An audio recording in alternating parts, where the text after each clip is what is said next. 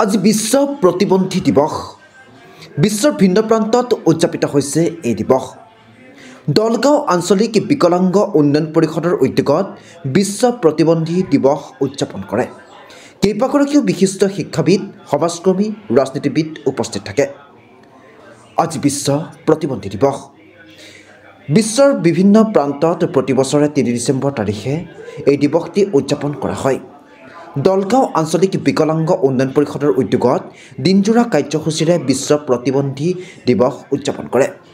পতাকা উত্তোলন, জুবিন গাৰ্গক শ্ৰদ্ধাঞ্জলি, আলোচনা চক্ৰকে ধৰি বিভিন্ন কাৰ্যসূচীৰে এই বিশেষ দিনটো উদযাপন কৰে। চৰকাৰে ভিন্ন ক্ষেত্ৰত এই প্ৰতিবন্ধীসকলক অৱহেলা কৰি অহাৰ অভিযোগ।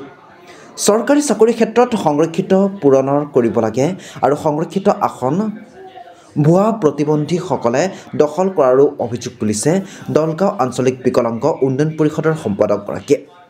চৰকাৰ আৰু ৰাইজৰ সুদৃষ্টিৰ আশা কৰিছে বিকলাংগসকলে।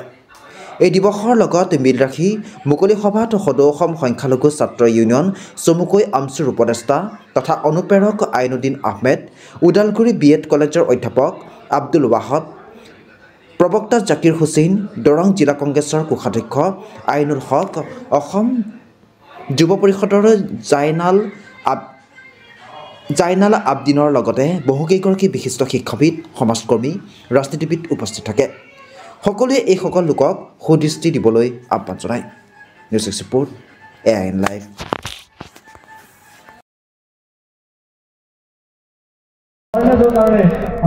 আজি দলগাঁও আঞ্চলিক বিকলাংগ উন্নয়ন পৰিষদৰ উদ্যোগত দিব্যাংগ দিৱসৰ এক সুন্দৰ সভা অনুষ্ঠিত হয় দলগাঁৱৰ কল্যাণজীৱীত।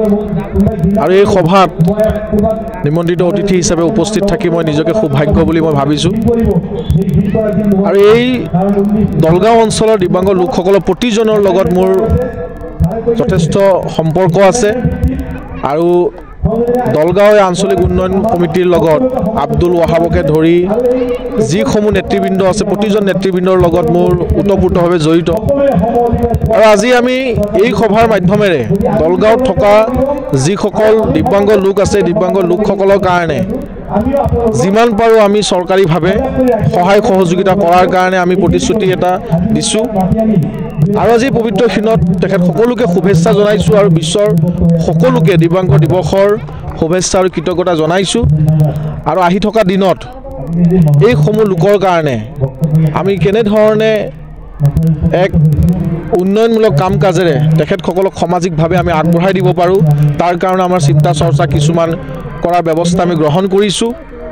আৰু আজি এই সভাৰ পিছতে কিছুদিন পিছত আমি দলগাঁও দিব্যাংগ উন্নয়ন পৰিষদৰ প্ৰতিজন বিষয়ববীয়াৰ লগত বহি তেখেতসকলক কেনেধৰণে স্বাৱলম্বী হোৱাৰ ক্ষেত্ৰত পুৰুষে হওক বা মহিলাই হওক তেখেতসকলক কেনেকৈ স্বাৱলম্বী কৰিব পাৰি, তেখেতসকলক কেনেকৈ উন্নয়নৰ পথৰে তেখেতসকলক সামাজিকভাৱে প্ৰতিষ্ঠিত কৰাৰ ক্ষেত্ৰত কেনেধৰণৰ ব্যৱস্থা আমি গ্ৰহণ কৰিব পাৰোঁ, সেই ব্যৱস্থা গ্ৰহণ কৰাৰ ক্ষেত্ৰত আমি কিছু কাৰ্যপন্থা আমি হাতত ল'ম। ধন্যবাদ। প্ৰথমতে মই আমন্ত্ৰিত অতিথিবৃন্দসকলক মোৰ তৰফৰ পৰা মই ধন্যবাদ আৰু কৃতজ্ঞতা জ্ঞাপন কৰিছোঁ। আজি বিশ্ব প্ৰতিবন্ধী দিৱস উদযাপন কৰাৰ ক্ষেত্ৰত তেখেতে আমাক বহুত সহায় সহযোগ কৰিছে। গতিকে আমি আজি সভাখন কৰাৰ উদ্দেশ্য এটাই হৈছে যে চৰকাৰী আঁচনিসমূহৰ পৰা আমাক বঞ্চিত কৰিছে।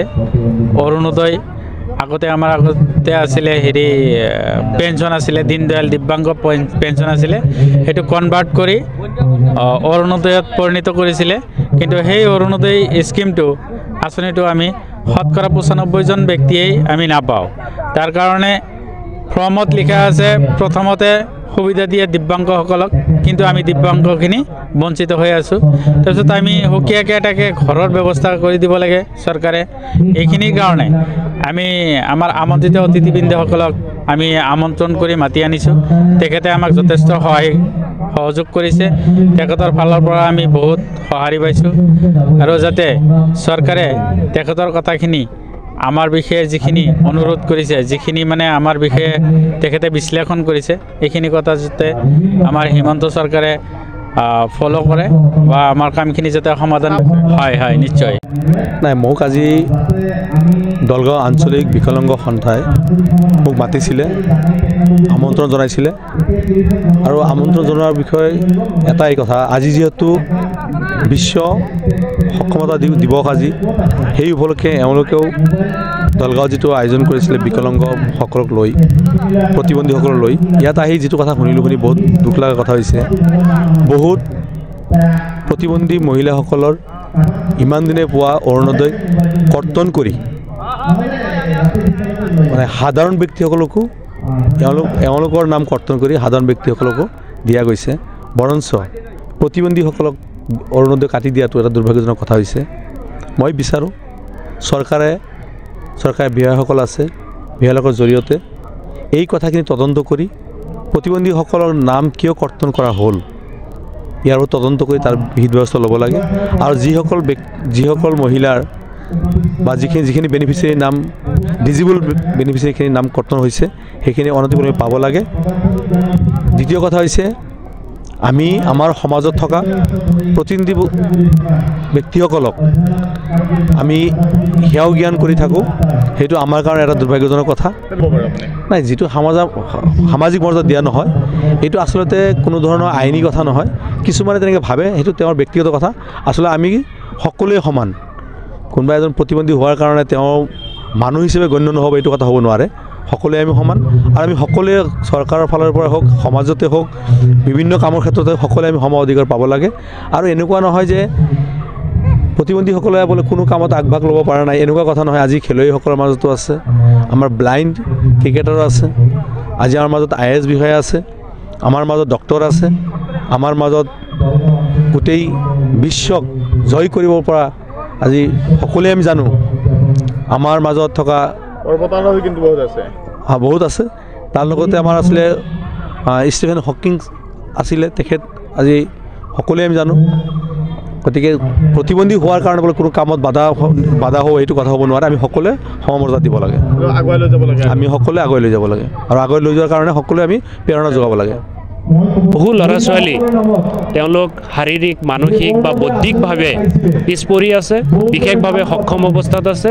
তেওঁলোকক আগবঢ়োৱাৰ কাৰণে সমাজৰ প্ৰতিগৰাকী ব্যক্তিৰে দায়িত্ব যে এই সকলোকো আমি আগবঢ়াই লৈ যাই আমাৰ দেশখনক আগবঢ়াই লৈ যাম, সমাজক আগবঢ়াই লৈ যাম। লগতে ইয়াতে একত্ৰিত হোৱা দৰং ওদালগুৰি জিলাৰ বিভিন্ন ঠাইৰ বিশেষভাৱে সক্ষম ব্যক্তিসকলৰ কিছু কথা তেখেতসকলে প্ৰকাশ কৰিলে যে তেখেতসকলে বিভিন্ন সা সুবিধা বা তেনেকুৱা ধৰণৰ যি পৰ্যাপ্ত চৰকাৰী সুবিধা পাব লাগিছিলে সেইখিনি নাপায়।